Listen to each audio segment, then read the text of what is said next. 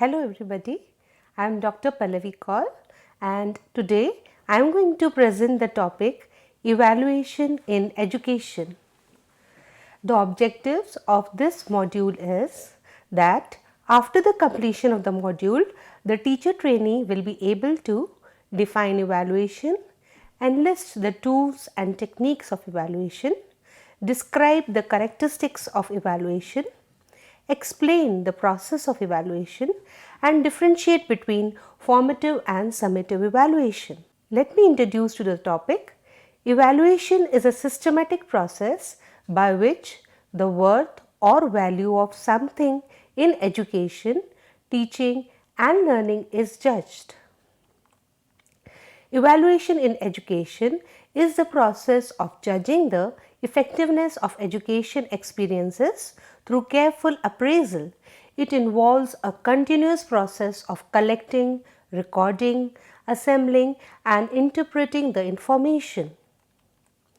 Education evaluation is made in relationship to the objective that have been determined and preset by the teachers and students. Let us now look into the definition of evaluation. According to the Encyclopedia of Educational Research, evaluation is a term introduced to designate a more comprehensive concept of measurement that is implied in the conventional tests and examinations.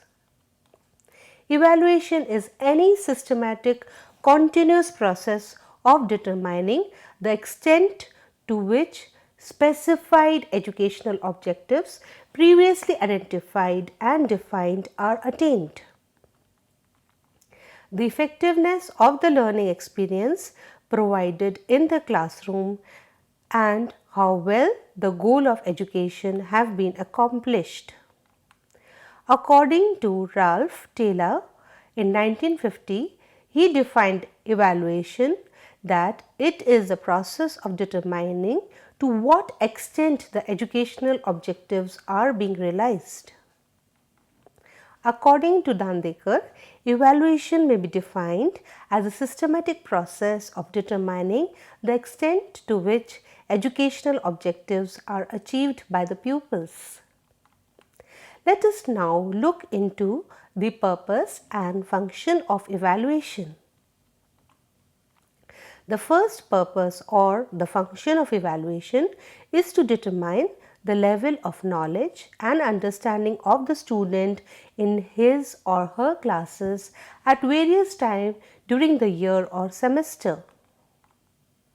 It also helps us to determine the level of the student performance at various stages. It determines the rate of progress of children. It also helps us to become aware of the specific difficulties of individual students of an entire class as a basis for further teaching. It helps us to become aware of the specific difficulty of individual student of an entire class and helps us also to diagnose each student's strength and weakness and also to suggest remedial measures which may be needed. It also encourages the students' learning by measuring their achievement and even inform them of their success. It helps the student to acquire the attitude and skills in self-evaluation. It also helps the student to become increasingly self-directing in their study. It helps us to collect evidence for improvement in the curriculum and also to improve the efficiency and the success of the teacher. It helps the teacher and also encourages her to do action research.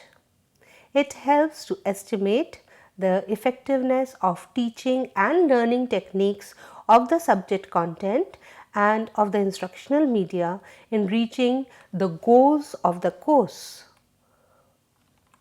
It helps to gather information needed for the administrative purpose such as selecting the students for higher courses, placement of the student for advanced training, writing recommendation, meeting the educational requirement, etc.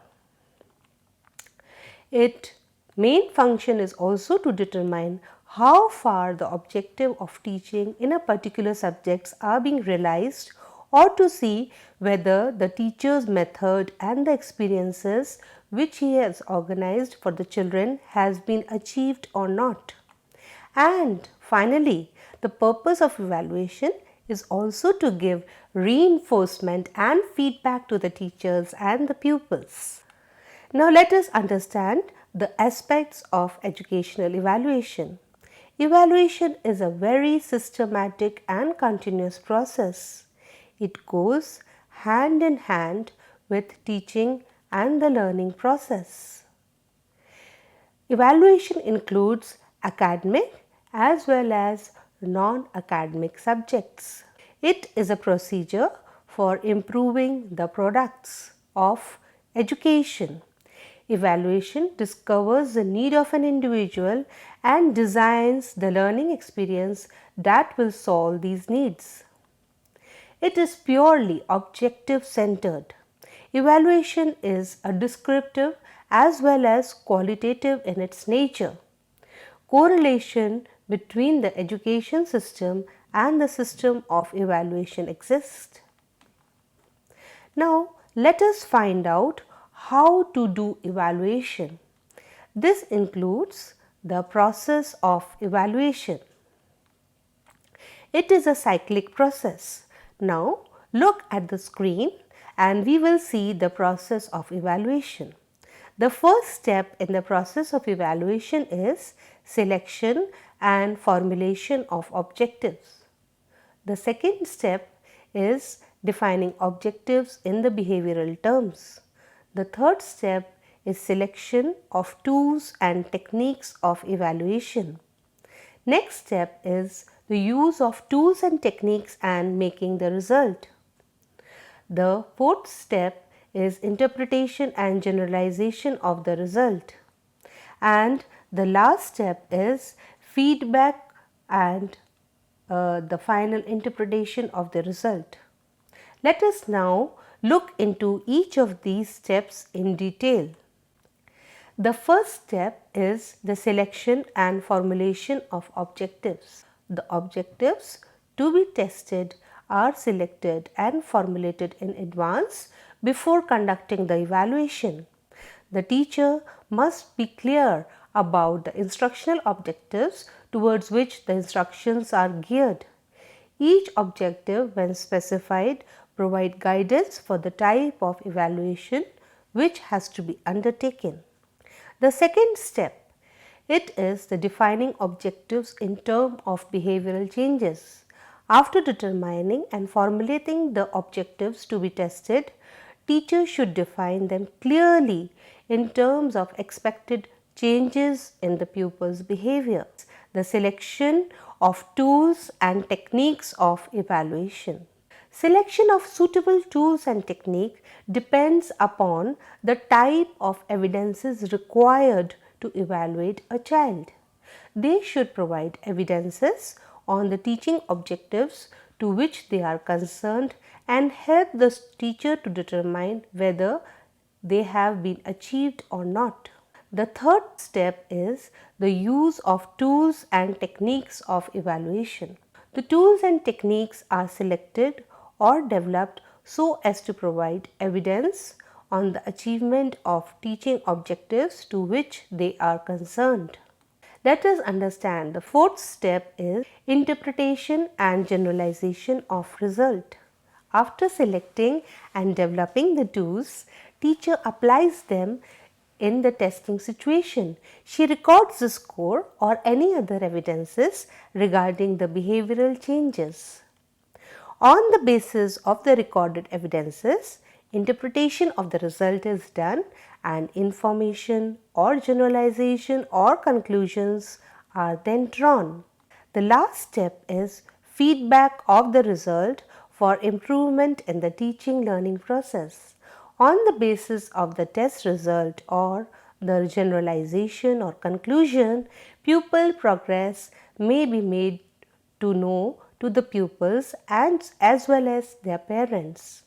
It is necessary for the parents to also know of the children evaluation so as to know the strength and weaknesses of their ward, and it also helps in the proper diagnosis by the teacher and to overcome these weaknesses by reteaching or remedial teaching that may be arranged by the teacher for the child.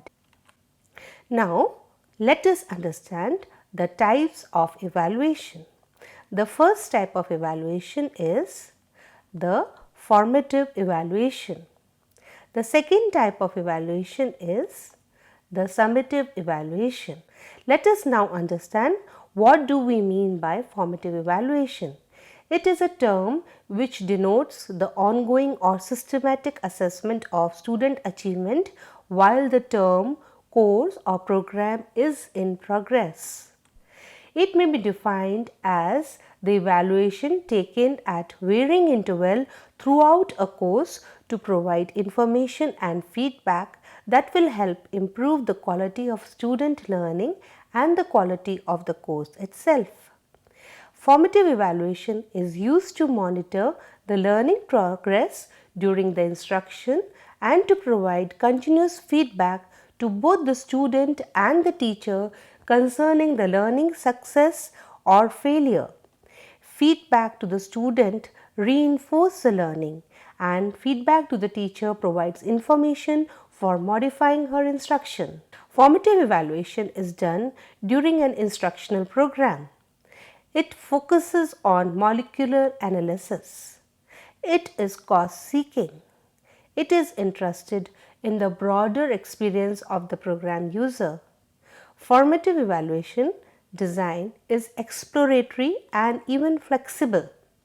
It requires analysis of the instructional material for mapping the structure of the learning task and the actual teaching of course for a certain period. Formative assessment is a tool used by the teacher to continuously monitor the student progress in a very non-threatening and supportive environment. It involves regular descriptive feedback, a chance for the student to reflect on the performance, take advice, and improve upon it. It involves students being an essential part of the assessment for designing the criteria to assessing self or peers. If used effectively, it can improve the student performance tremendously while raising the self-esteem of the child and reducing the workload of the teacher. It is also carried out for taking decision regarding appropriate modification in the transactional procedures and learning activities. Now let us understand what is the importance of formative assessment. It is diagnostic and remedial. It makes provision for effective feedback. It provides a platform for the active involvement of the student in their own learning. It enables the teacher to adjust her teaching to take the account of the result of the assessment. It recognizes the profound influence assessment has on the motivation and self-esteem of the student, both of which are crucial influence on the learning procedure. It recognizes the need for students to be able to assess themselves and understand how to improve. It is also helpful in monitoring pupils' learning progress. It even helps the teacher to adjust their instruction according to the needs of the student. It encourages the student to understand the criteria that will be used to judge their work. It offers an opportunity to the student to improve their work after they get the feedback. It can also be used as a self-evaluation device by the students. Let us now understand the summative assessment. The summative assessment, it is carried out at the end of a course of learning. It measures or sums up how much a student has learned from the course. The term summative refers to assigning a grade for student achievement at the end of a term or a course or a program. The summative evaluation typically comes at the end of a course of instruction. It is designed to determine the extent to which the instructional objectives have been achieved and is used primarily for assigning the course grade or certifying the student mastery of the intended learning outcome. Let us know the definition of summative assessment. Summative assessment may be defined as the evaluation taken by students at the end of a unit or semester to demonstrate the sum of what they have and have not learned. It is usually a graded test, that is, it is marked according to a scale or a set of grades. Assessment that is predominantly of summative nature will not by itself be able to yield a valid measure of growth and development of the student. It at best certifies the level of achievement only at a given point of time. Let us now understand the features of summative assessment. Actually, summative assessment is an assessment of learning. It generally taken by the student at the end of a unit or semester to demonstrate the sum of what they have or have not learnt. There should be some instructional program before the summative evaluation. It tends to use well-defined evaluation designs. Summative evaluation focuses on the analysis. It provides descriptive analysis. Actually, it is concerned with broad range of issues. It is instrument, it's valid and reliable. It tends to stress local effect. Summative assessment methods are the most traditional way of evaluating the student work. Let us now understand the various tools and techniques which are used for evaluating the scholastic area of a child. The first are the formative assessment tools and techniques.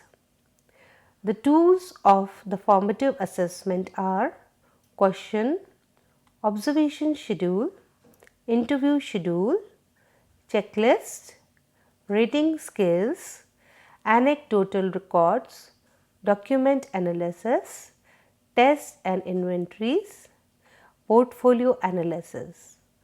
Let us now look at the screen and again see what are the various techniques by which we can assess, do formative assessment of the student.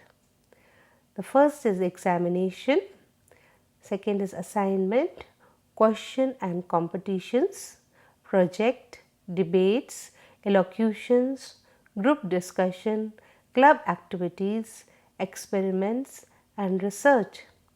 As we already know that formative assessment tools and techniques are quite flexible, and besides these techniques which are visible on the screen, few more techniques or tools can be added into this, but these ones are the recommended ones.